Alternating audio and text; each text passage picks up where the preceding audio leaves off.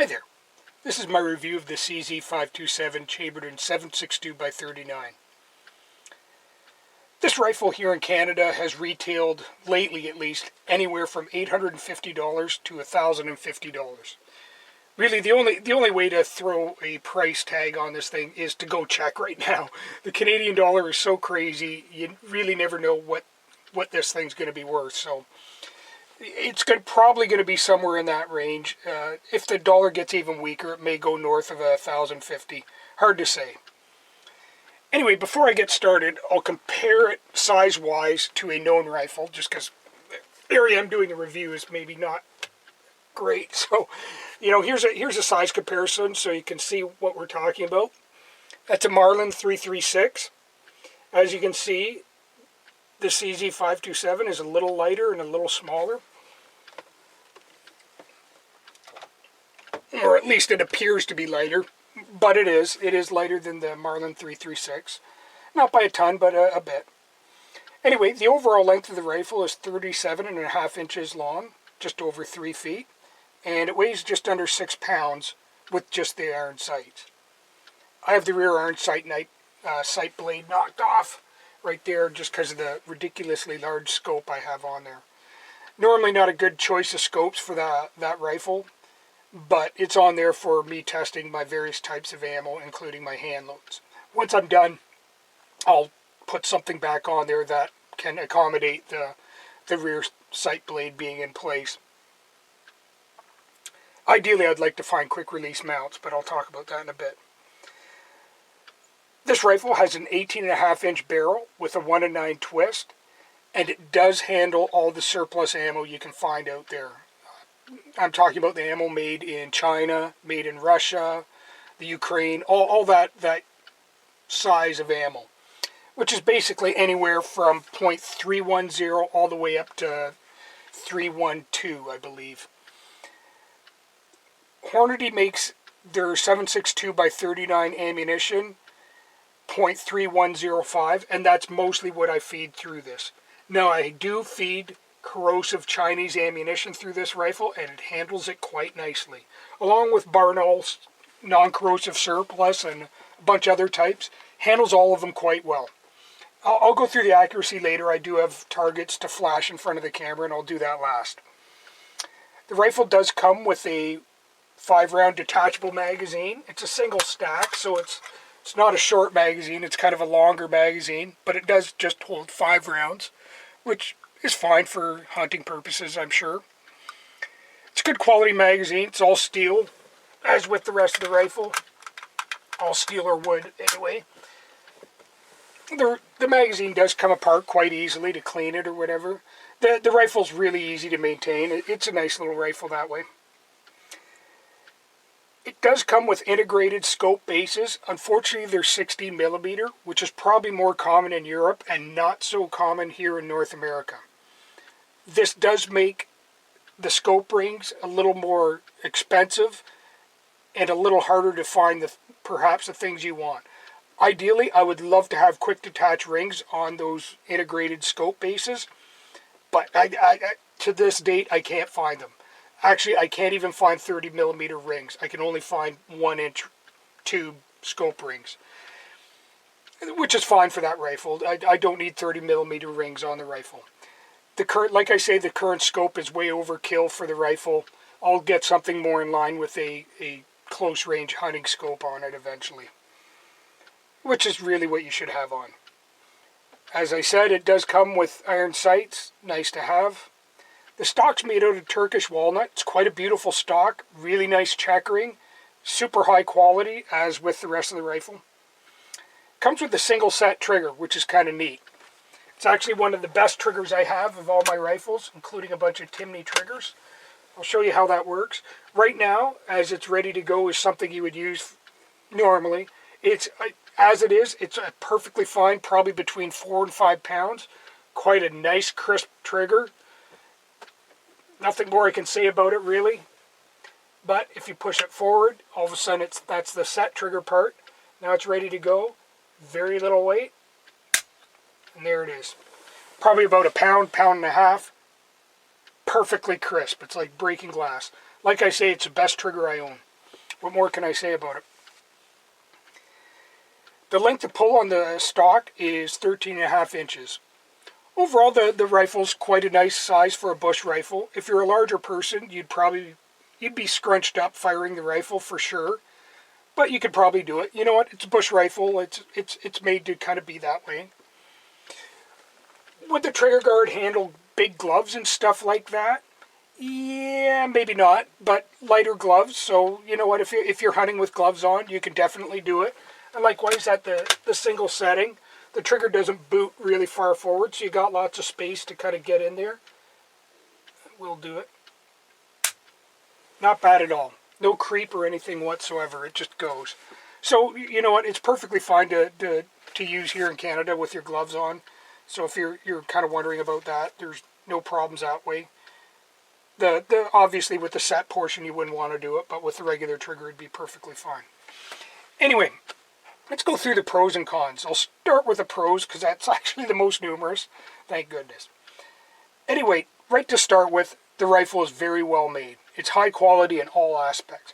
Right out of the box, I was very, very impressed with this rifle. Easily the best rifle I own as far as fit, finish, and how it works. It is quite clearly the best rifle I have. Not a cheap rifle, so I kind of expect it. Even despite the price tag, I think it's a very, very fine quality rifle. Could it be better?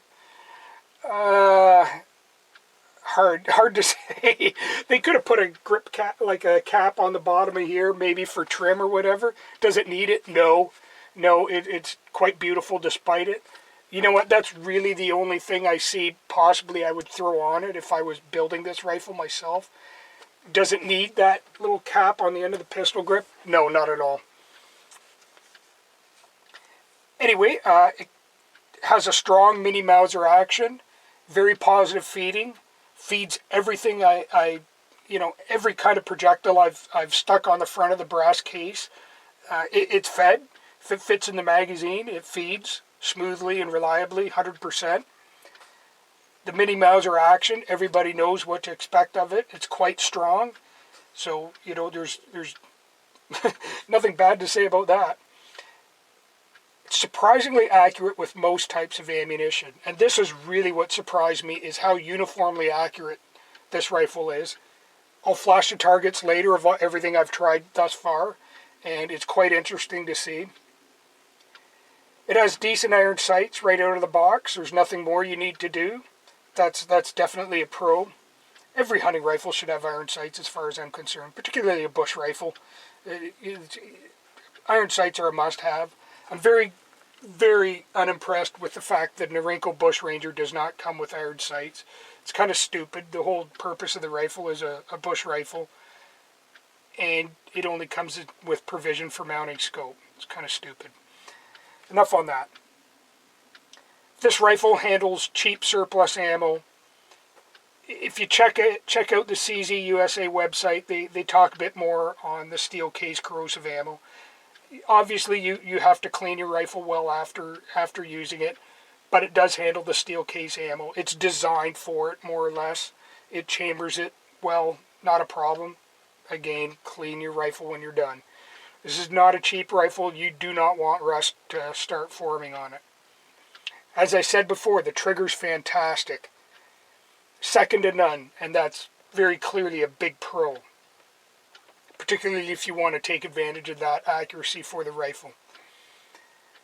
It has modest recoil. For the 7.62x39 cartridge is a really nice cartridge for having modest recoil, yet it's got enough to do the job. So if you want a bush rifle for deer, here it is. Okay, the cons. Biggest con, of course, is it's expensive. It's quite clearly the most expensive bolt-action 7.62x39 out there at this time, short of building a custom rifle.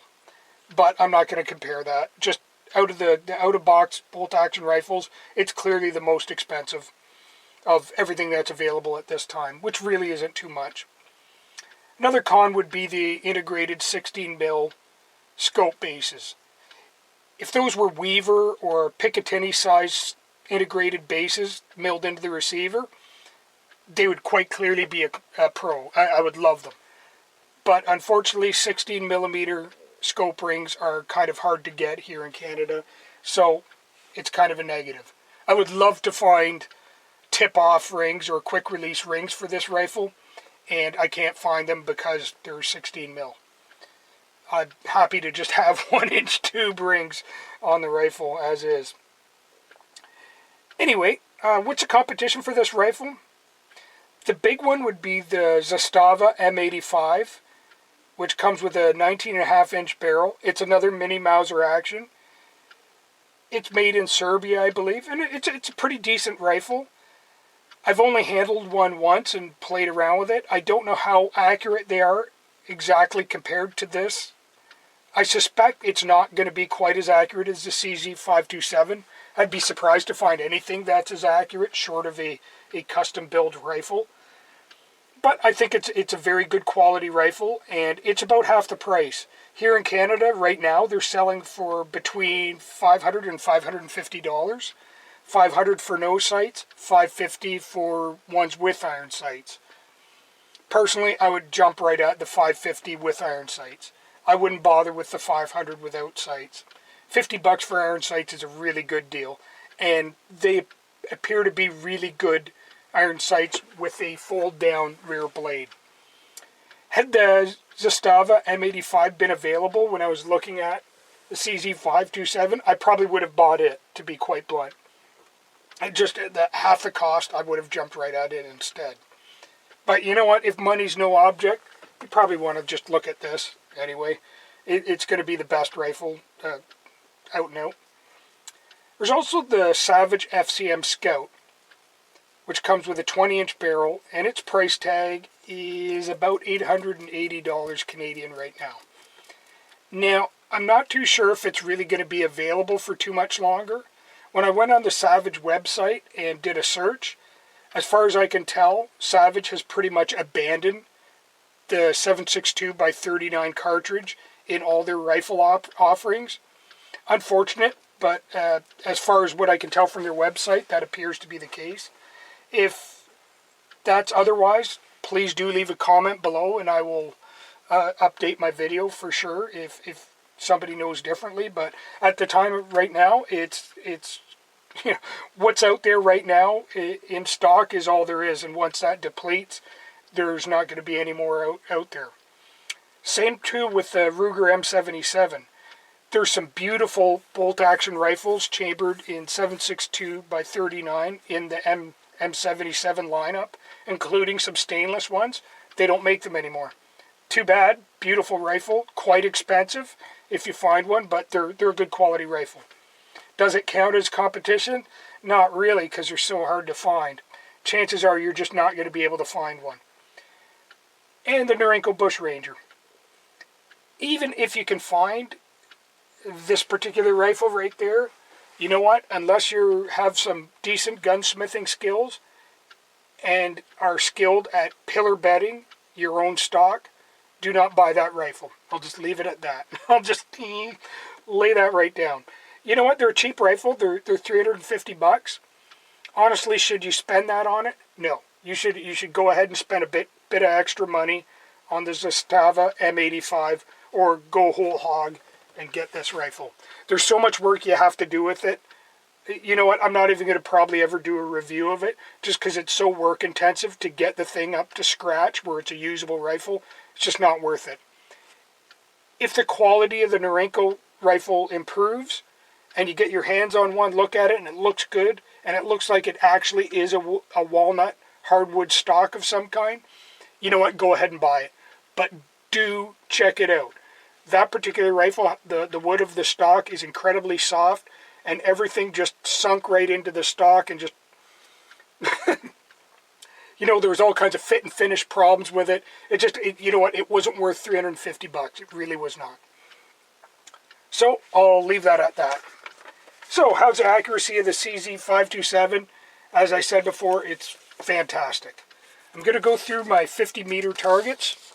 Fortunately, I don't have boxes of these ammo to flash the boxes. Here's LCW.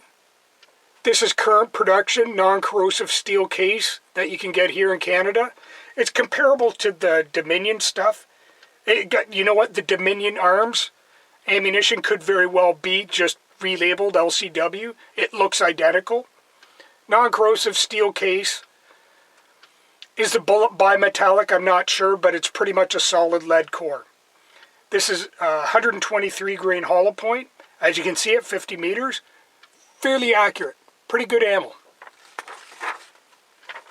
Pretty much everything's pretty accurate at 50 meters. Here's Hornady off the shelf, steel case, 123 grain SST. This is good hunting ammunition. As you can see, it's quite accurate. Everything's 3-shot groups, by the way. I didn't bother with 5-shot groups. Why? Because I was conserving ammo. It's a hunting rifle, 3 shots should be enough. This is an American Eagle. Brass case, which is why I have it. It's just 124 grain full metal jacket. You can't hunt with it or anything. It's brass case planking ammo, which the only reason I have it is so I can shoot it off and harvest the brass case. It really is what it's about. I love Federal case brass for reloading, and here it is. So I have a good supply of this stuff. A little too expensive to probably plank with unless you're going to specifically reload with. It's not bad, but it's not terribly good either. Here's Barnaul, 123 grain full metal jacket. Quite accurate. This is actually surprisingly uniform ammunition out of pretty much every 7.62x39 rifle I have, including the Norinco Bush Ranger, the SKS, whatever. It has good solid accuracy out of just about everything I've used it for. It's not the cheapest of the surplus ammo brands, but it is very consistent. And here's the big surprise. This is Norinco Copper Wash Corrosive Surplus, circa 1967. I believe it's 123 grain full metal jacket. Not positive on that, but it's something in that area. Very, very consistent. Despite, yeah, it's only 50 meters, but this stuff, you know what? If you want to plank, you want cheap planking ammo, this is the stuff. It's the cheapest of the centerfire cartridges you can find here in Canada, and it's pretty accurate out of the CZ527. You know what? Same can be said with my other rifles. It's pretty consistent ammo. Here's the LCW at 103 yards. Not so good. It falls apart at anything over 50 meters or so. I think at 70 meters things start to really go wrong with this ammo. You know what? It's not tumbling or anything like that, but it's just not very consistent for whatever reason. It's hunting accurate, I suppose. It is a hollow point ammunition for hunting, I suppose. So it is full lead core. Here's the Hornady 123 grain SST. This, if I was going to hunt with this rifle, this is what I would use, off the shelf. Steel case, but plenty accurate. Very consistent. It's about 1-inch 3-round groups. 103 yards. Here's the Hornady, or I should say, Federal American Eagle 124 grain full metal jacket at 103 yards. It's not bad or anything like that, but for the cost of brass case, it's not worth it unless you specifically want to harvest that brass case. You'll notice all these ammunitions are yielding similar groups. Consistent, yes. Here's the Barnaul at 103 yards. Pretty good group, again, very consistent. And here's, again, the big surprise. The Norinco Copper Wash Corrosive, 1967, at 103 yards. Pretty good group for junky ammo. And this is consistent. I find the 3-round groups would shuffle around a little bit in this area, but generally the 3-round groups were pretty tight. And here's my hand loads after playing around with my scope and getting things dialed in. This is with the 123 grain VMAX over H4198. I'm still working on this, but this is just my initial loads, where right around 1 inch for the 3-round groups. Pretty good. Probably my next set of hand loads are all going to be 5-round groups. the rifle's plenty accurate to do it. Now, something interesting out of this is, let me weed through these again. I'll show you what I'm talking about. Let's start with the 100 groups. Hopefully you can see all this okay. But you'll notice, no matter what ammo I'm shooting at, it's all very consistent on where the shots are placing, with the exception of the LCW, which just kind of falls apart for whatever reason at 103 yards or whatever. But all these other types of ammo, being the Federal brass case American Eagle, the Barnaul, steel case, kind of non-corrosive, not really junk ammo, but fairly inexpensive ammo, the Hornady hunting ammo, and the Norinco copper wash, all the stuff is all hitting it around the same area. So really, you could mix and match all this ammo, and basically it would hit in the same rough area, point of impact. So you don't have to fool around with your scope. Once you get it dialed in, like I did on the hand loads, once you get it dialed in, it doesn't matter what ammo you feed it, it's going to hit in around the same spot. And it's kind of uniformly accurate no matter what you feed it, and not bad. So that presents really good value, and that's why I really like the rifle. There's one thing I like is an accurate rifle, and particularly if I can feed it cheap ammo, then even better. I'll show that with 50 meter too, same idea. It's all hitting kind of in the same spot.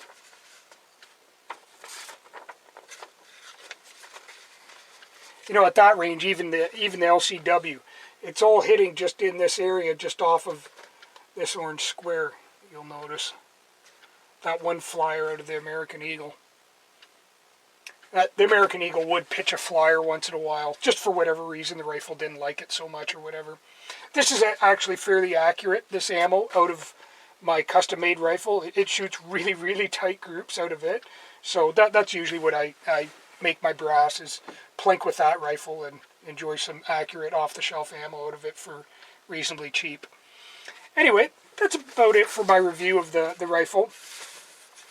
As I say, I think it's a good value, despite the fact it's a kind of a high-ticket rifle.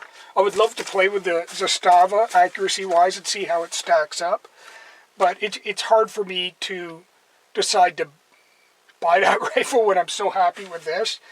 Every ammunition I pick up and I feed it seems to work pretty good out of it. And that in itself kind of makes it worth the sticker price of the rifle. Anyway, I hope you enjoyed the review, despite the fact that it's being shot in the back of my RV, which I live in, so I really have no choice. This is my biggest surface to show off my rifle. Anyway, if you have any questions or comments, please do leave them below, and have yourself a good one. It's really nice out, so I thought I'd get some extra footage of the CZ527 out in daylight. Give you an idea just how beautiful it is. It's got some greasy fingerprints on it from me handling it. It's about to get shot very shortly. I'll take a few shots with it or whatever. Here's the other side.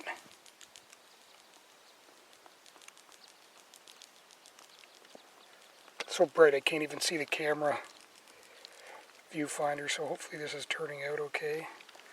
Try and get a shot of the sight. Can't show you the rear blade because I don't have it on there, but shows you the quality of the metalwork and bluing. Very nice.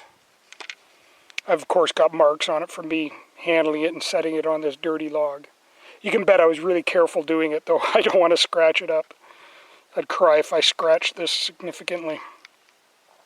Anyway, there you have it.